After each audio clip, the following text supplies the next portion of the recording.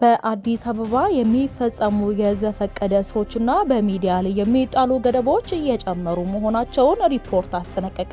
የምናካፍላችሁ መረጃ ይሆናል። አሜሪካና እስራኤል ከ18 ቀናት በፊት ኢራን ላይ የከፈቱ ጦርነት ከተነሳበት ዕለት አንስቶ የኢራን እስላማዊ ሪፐብሊክ በርካታ አመራሮችን አጥቷል። መረጃው የምናካፍላችሁ ነው የሚሆነው። የፖለቲካ ፉክክር ልዩነቶችን በጸጋ ማስተናገጃ እንዲሆን ተጠየቀ። የቮይስ ኦፍ ኢትዮጵያን ቤተሰቦች ሰብስክራይብ ማድረጋችሁን እያስታወስናችሁ ወደ ዝርዝር ወደ ያዝንላችሁ ጉዳዮች የምናልፍ ነው የሚሆነው።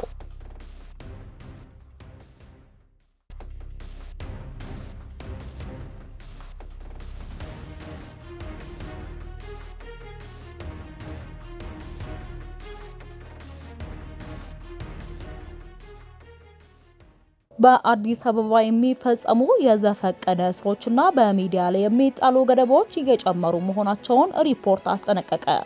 ሂዩማን ራይትስ ፈርስት አዲስ ባወጣው ሪፖርት በአዲስ አበባ በተለይም ዋና ዓለም አቀፍ ኩነቶች ከሚከናወኑባቸው ወቅቶች የሚፈጸሙ የዘፈቀደ እስሮችና በሚዲያ ተቋማት ላይ እየተያዩ ያሉ ገደቦች አሳሳቢ መሆናቸውን ጠቁሟል። ሪፖርቱ የጸጥታ ኃይሎች የሕግ ሂደትን ባልተከተለ መልኩ በዋና ከተማዋ የተለያዩ አካባቢዎች ቅድመ መከላከል እስሮችን እያከናወኑ መሆኑን ገልጿል። እነዚህ ድርጊቶች በተደጋጋሚ መከሰታቸው ማስተካከያዎች አለመደረጋቸውን ያሳያል ሲል ሪፖርቱ አክሏል። እንደ ሪፖርቱ ግኝት ከሆነ በየካ በቦሌና በአቃቂ ክፍለ ከተሞች ግለሰቦች ያለምንም ክስ ወይንም ፍርድ ቤት ሳይቀርቡ ከአንድ ሳምንት በላይ ታስረው መቆየታቸውም ተመዝግቧል። ግለሰቦቹ ያለምንም የወንጀል ክስ ወይንም ወደ ፍርድ ቤት ሳይቀርቡ ከአንድ ሳምንት በላይ ታስረው ቆይተዋል ያለው ሪፖርቱ ይህም በህገ መንግስታዊ የተጠበቁ ድንጋጌዎችን የሚጥስ መሆኑን አስጠንቅቀዋል። በተጨማሪም ሪፖርቱ በቦሌ ክፍለ ከተማ ወረዳ 6 ውስጥ ሲቪል የለበሱ ፖሊሶች 3 ግለሰቦችን ካስቆሙ በኋላ ማሰራቸውን ሰንደዋል። ቤተሰቦቻቸው ማብራሪያ በጠየቁበት ወቅት ፖሊሶች መደበኛ ክስ ባለመመስረት እስሩ ከሀገራዊ ጉዳይ ወይንም ከወቅታዊ ጉዳይ ጋር የተያያዘ መሆኑን መጥቀሳቸውም ተገልጿል። ሂዩማን ራይትስ ፈርስት እንዲህ አይነቱን አሰራር አጠቃላይ ተቃዋሚ ስጋት ነጸብራቅ መሆኑንም ገልጿል። ሪፖርቱ ከ2025 እስከ 2026 በመጀመሪያ ባለው ጊዜ ውስጥ በሚዲያ ተቋማት ላይ እየተወሰደ ያለውን እርምጃም አመልክቷል። ድርጅቱ ዶቼ ቬሌ፣ ሮይተርስ፣ ዋዜማ ሬዲዮና አዲስ ስታንዳርድን ጨምሮ በተለያዩ ተቋማት ላይ የተጣሉ የፍቃድ ገደቦችንና ስረዛዎችን እንደ ምሳሌም ጠቅሷል። የፍቃድ ስረዛዎች ነጻ ድምጾችን ያፈናሉ ያለው ሪፖርቱ የጋዜጠኞች እስርና ክስም የምርመራ ጋዜጠኝነትን የሚያዳክም መሆኑንም ገልጿል። በተጨማሪም እንዲህ አይነቶቹ እርምጃዎች የመረጃ የማግኘት መብትን እንደሚያዳክሙ የገለጸው ሂዩማን ራይትስ ፈርስት ባለስልጣናት በእስሮቹ ላይ አስቸኳይና ግልጽ ምርመራ እንዲያደርጉና ተጠያቂነትን እንዲያረጋግጡም ጠይቋል። የኢትዮጵያ መገናኛ ብዙሃን ባለስልጣንም ዝርዝር የህግ ምክንያት ሳይሰጥ ፍቃድን ከመሰረዝ እንዲቆጠብና የህግ ሂደትን እንዲከተልም አሳስበዋል። ቀደም ብሎ በሰኔ ወር 2025 ሂዩማን ራይትስ ፈርስት በአዲስ አበባ በትግራይ ተወላጆች ወጣቶች ላይ ያነጣጠረ የዘፈቀደ እስር መኖሩን ገልጾ ነበር።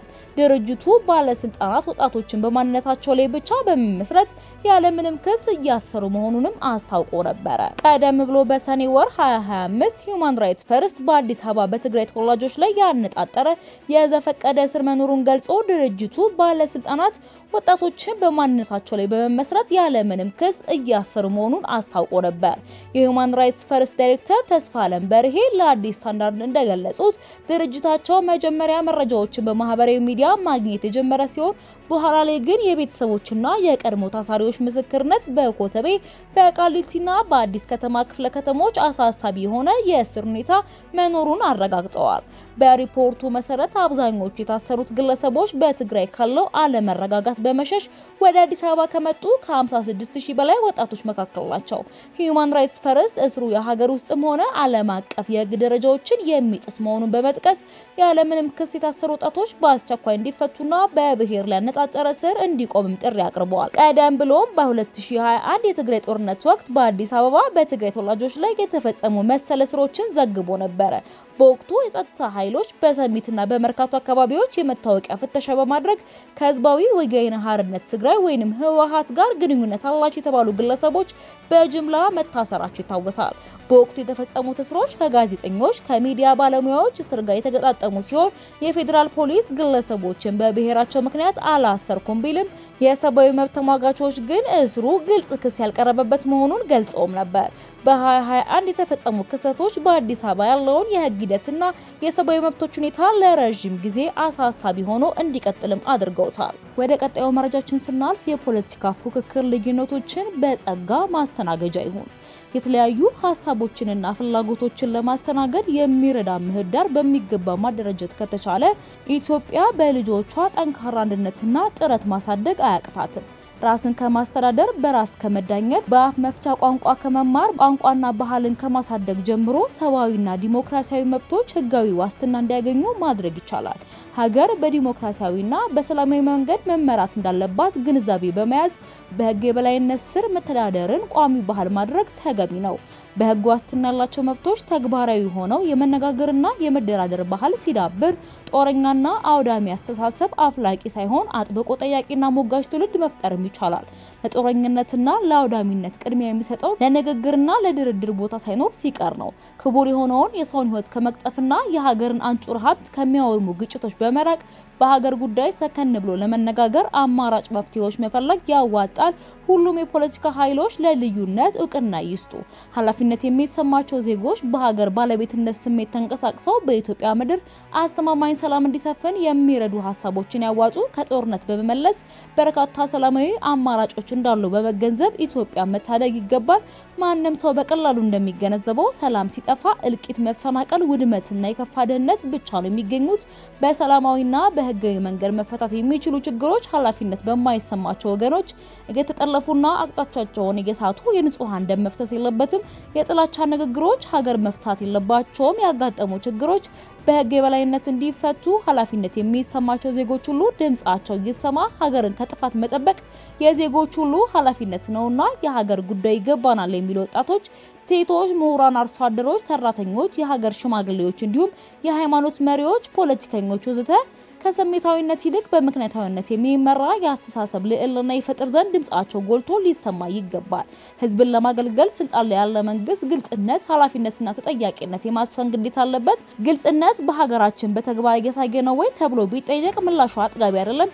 በርካታ ጥያቄ የሚነሳባቸው ጉዳዮች በአግባቡ ምላሽ ካላገኙ ቅራኔዎች ይበረክታሉ። የመንግስት ስልጣን የሚገኘው ከህዝብ በሚገኝ ፍቃድ ነው። ይህ ዲሞክራሲ በሰፈነባቸው ሀገሮች ውስጥ ተግባራዊ የሚሆን የህዝብ ነጻ ፍላጎት ነው። ሀገር ዲሞክራሲያዊ ስርዓት መገንባት የምትችለው መብቶች ተከብረው በነጻነት መኖር ሲቻል ነው። የሰከነ ፖለቲካ ከነዚህ ደዌዎች የጸዳ ነው። የኢትዮጵያ ህዝብ ከምንም በላይ የሚያስፈልገው በነጻነት እየኖረ ከድህነት መላቀቅ፣ ዘለቄታዊ ሰላምና መረጋጋት፣ ማህበራዊ ፍትህና የህግ የበላይነት የሰፈነበት ዲሞክራሲያዊ ስርዓት ነው። ይህ ስርዓት ተሟልቶ ይገኝ ዘንድ ደግሞ መንግስት፣ የፖለቲካ ፓርቲዎች፣ የሃይማኖት ተቋማት፣ የከፍተኛ ትምህርት ተቋማት፣ የሲቪክ ማህበራት፣ የሀገር ሽማግሌዎች፣ ሴቶች፣ ወጣቶችና ሌሎች የህብረተሰብ ክፍሎች በሙሉ ከኢትዮጵያ ምድር ግጭትም ሆነ ጦርነት እንዲያበቃ ግፊት ማድረግ አለባቸው። ኢትዮጵያ በልማት ወደፊት እንድትገሰግስ የሚፈልጉ ወገኖች በተቻለ መጠን የፖለቲካ ልዩነቶች የጠብ መቆስቆሻ እንዳይሆኑ ያግዙ። ልዩነቶችን በአግባቡ ይዞ በብሔራዊ ጉዳዮች ላይ መነጋገር እንዲለመድ የበኩላቸውን ይወጡ። የኢትዮጵያ ብሔራዊ ጥቅሞች እንዲከበሩ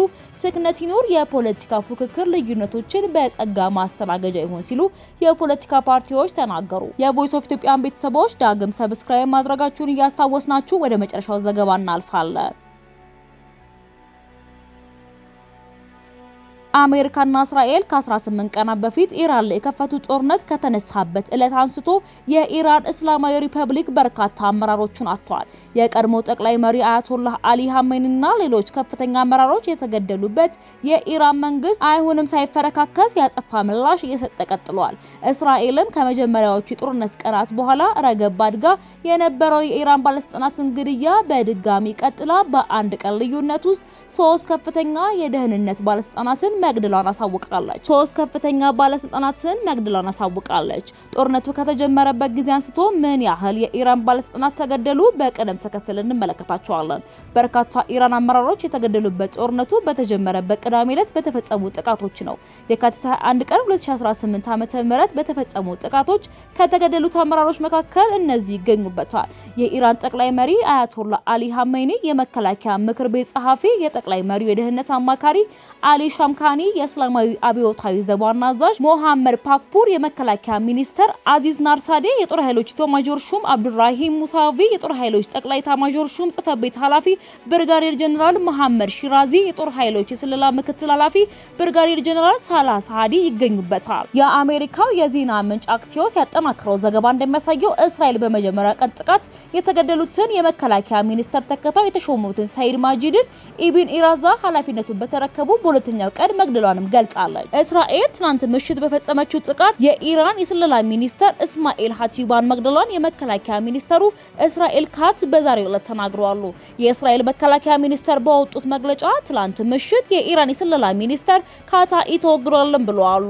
ኢራን የስለላ ኃላፊ ስለመገደላቸው እስካሁን ማረጋገጫ አልሰጠችም። የስለላ ሚኒስተሩ እስማኤል ካታቢ መገደላቸው ከተረጋገጠ በ24 ሰዓታት ውስጥ በእስራኤል የተገደሉ ሶስተኛው ከፍተኛ የኢራን የደህንነት ሹምም ያደርጋቸዋል። የቮይስ ኦፍ ኢትዮጵያን ቤተሰቦች ዳግም በአዲስ መረጃዎች እስክንገናኝ ድረስ በደህና ቆዩ።